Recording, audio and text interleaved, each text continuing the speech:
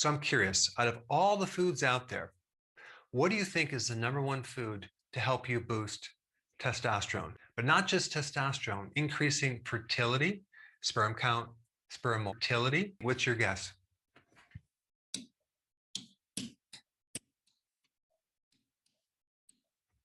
Oysters. Okay, oysters are the food that contains the most zinc out of any foods. Not just some regular old zinc. It has bioavailable zinc and copper. And actually, it is probably the most nutrient-dense food behind liver. Okay, it's loaded with nutrition. Just as a side note, if you are deficient in zinc, you could potentially develop something called hypogonadism. Your gonads actually shrink because you don't have enough zinc.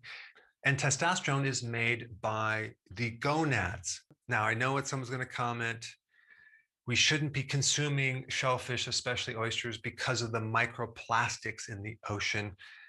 One point on that, if you consume Pacific oysters, and you can even get them canned, you'll have the lowest amount of microplastics. But so is the lack of nutrition in our diet and the lack of nutrient-dense foods. So we have to kind of balance things out. But oysters are literally almost at the top of the list to provide nutrient-dense foods. And when you're trying to build up testosterone, it's not just about increasing that one hormone. It's about supporting the entire endocrine system, all the hormones in the right balance. So this can help you at many different levels. Oysters are loaded with zinc, copper in the right ratios, tons of B12, iron, vitamin D, B6, omega-3 fatty acids, and choline. Now, what you need to know is there's other things too that can negate or nullify your results when you consume oysters.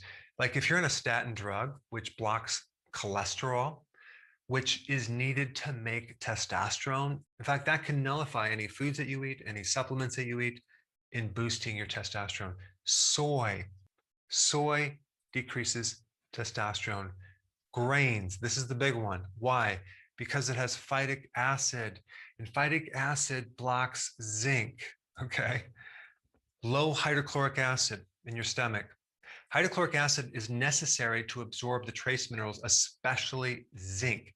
How do you know if you have low hydrochloric acid? Well, you're probably on an antacid because heartburn, GERD, indigestion, acid reflux, all are indications of low HCl. Sugar, too much sugar will kill testosterone. Too many refined carbohydrates. Stress will do it. Lack of sleep is a really big one. And the more fat you have in your body, the more estrogen that you'll make and the less testosterone that you will make. In fact, your body will start converting testosterone into estrogen.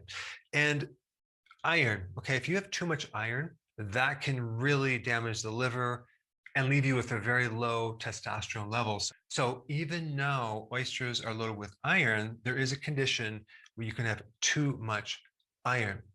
Now, on the flip side, other things you can do to increase testosterone, and I've done a lot of videos on this, hardcore exercise with a lot of sleep, recovery.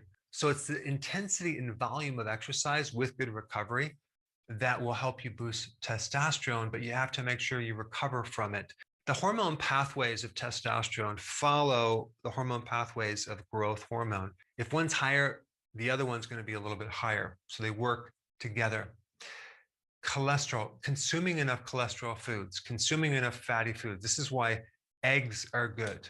This is why butter is good, because testosterone is made out of cholesterol. Low stress, good sleep, and red meat, which is also another food that's loaded with iron. Now, what's really wild is that there's this new diet that certain organizations want to put the planet on, but it's from a report from the Eat Lancet Commission, where they want to put the entire planet on mostly grains, soy, and beans and legumes, and no red meat, and very little eggs. That's a perfect recipe to make everyone infertile with very low testosterone. And so if you haven't seen that video, I put it up right here. Check it out.